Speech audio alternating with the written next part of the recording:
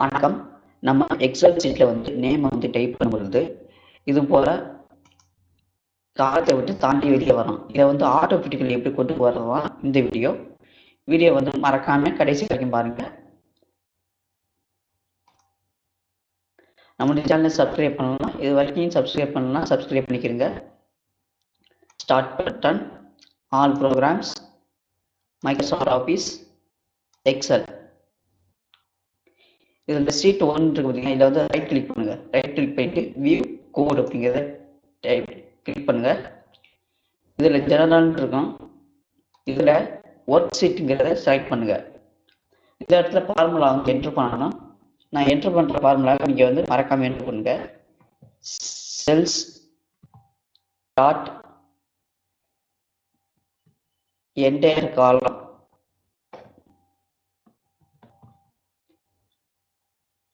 காலம் டாட்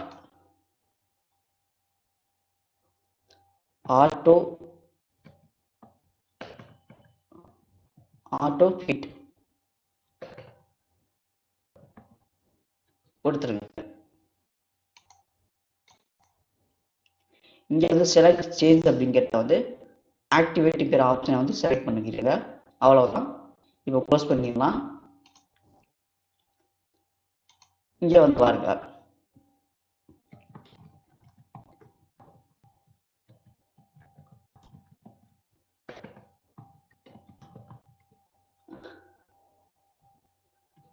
ஆட்டோமேட்டிக்கா அந்த ஆட்டோமேட்டிக்கலா வந்துடும்.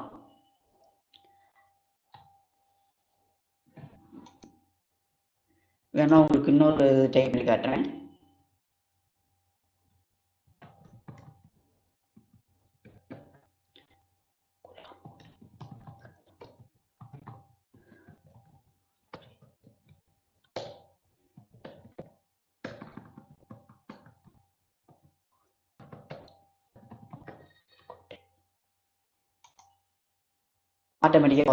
ஆட்டோமேட்டிக்கா வந்துடுது. இப்படிதான் நம்ம ஆட்டோமேட்டிக்கா செட் பண்ணணும். அவ்வளவுதான் இந்த வீடியோ. இந்த வீடியோ பிடிச்சிருந்தா ஒரு லைக் பண்ணுங்க. இதே போல அடுத்த ஒரு வீடியோவில் சந்திக்கலாம். நன்றி, வணக்கம்.